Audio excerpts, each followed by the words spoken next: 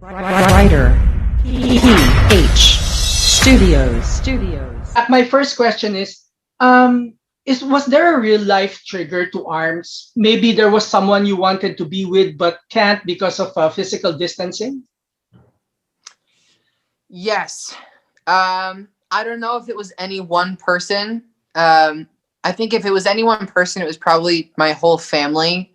My family lives on the East Coast, and Mhm. I now live in LA, and I'm on the West Coast. That's right. So, if anything, it was probably about not being able to see them. But the song is written so it's about, you know, your lover, your best friend, your family. It works for anybody. But yeah, I mean, I think we've all been missing somebody at some point during True. this pandemic. So yeah. All right. What are your frustrations being an artist in the time of pandemic? I mean, aside from not being able to play before an audience, before a live audience, are there other frustrations?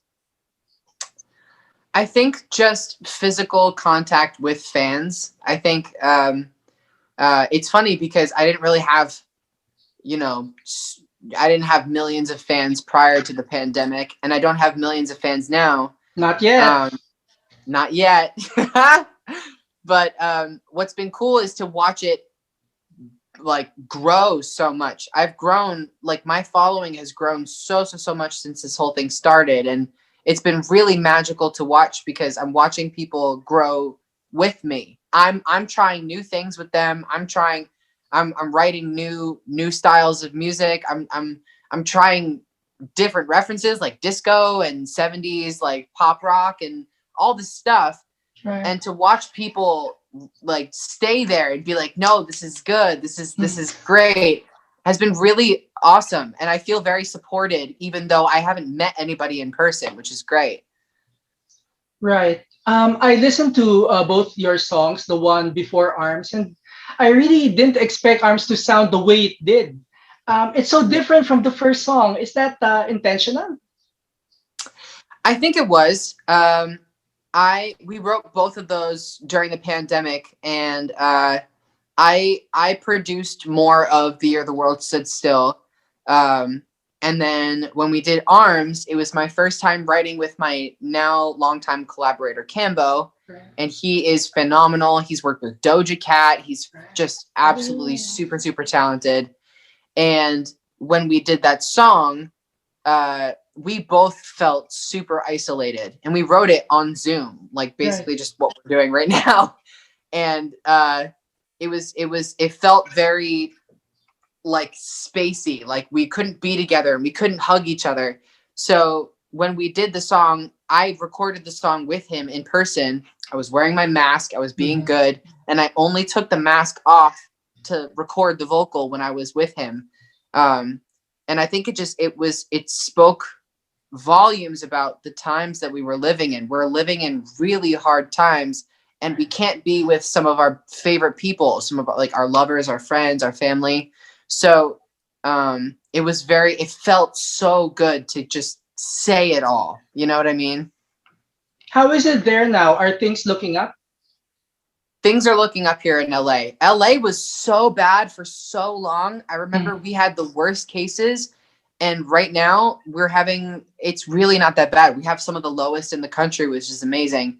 And if you can feel it, I already had my first shot of my vaccine. I'm Oh. about to get my second one. I'm about to be a free man. You Yeah. know? And then Yeah. you can go to the Philippines, huh? Yes. I'm so excited. Have you heard about what are the things you've heard about the Philippines? Just gorgeous. I've heard that obviously like the culture is amazing, the food is fantastic, the Mhm. beaches are stunning. Yes, yes. And I need a vacation. So whenever I can get one, better believe I will be there. Don't we all? Yes, Yeah, don't yes. we all? All right.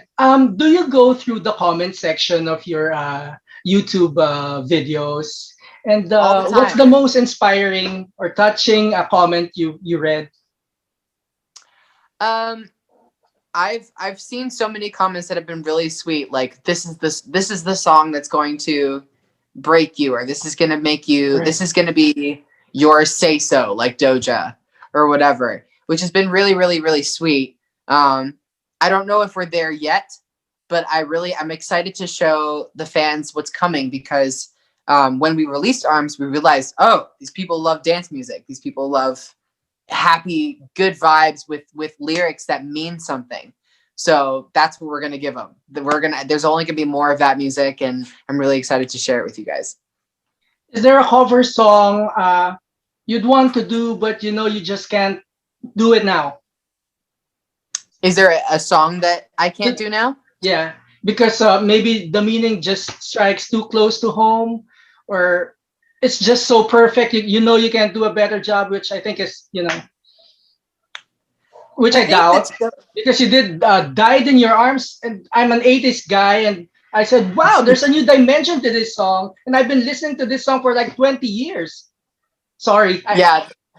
No, of course. I mean, I'm a huge sucker for 70s disco and 80s pop, and I think that that's kind of where my brain lives. Yeah. I obsess over those styles of writing. I think that that simplicity and that genius is something that is really kind of lost today. So I lean into that. Died in Your Arms came at a very interesting time, because I released that song at like the very beginning of COVID, and it wasn't necessarily the best choice to say, I just died in your arms. Yeah. Thinking Probably- about it now. Yeah. The timing was a little, but we're good now. And I'm still thankful that I released that song. And I think that the song is amazing. And it was I got to learn about, when you sing a song, you learn about it. And when I sang Dead in Your Arms, I was basically just learning. I was taking a masterclass on amazing songwriting. So I learned so much when I did that. Are you ready for the big time? I sure hope so. I think you are. All right. I sure hope so. What's your message to your fans? That's my last question, Jack.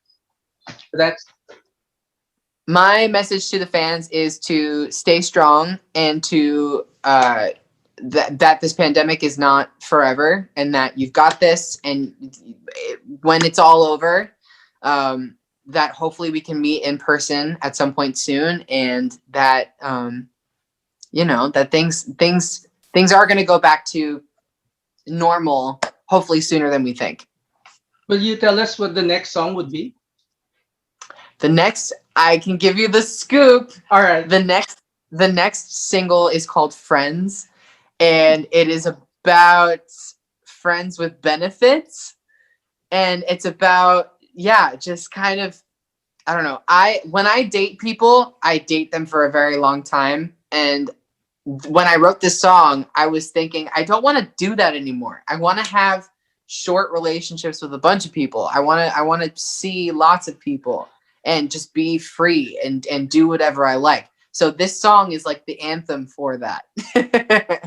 Thanks, Jack. You should change your last name to Awesome. Jack Awesome. You're just awesome. I love your music. Congratulations. Thank you so much for having me. See you in Manila. Bye-bye.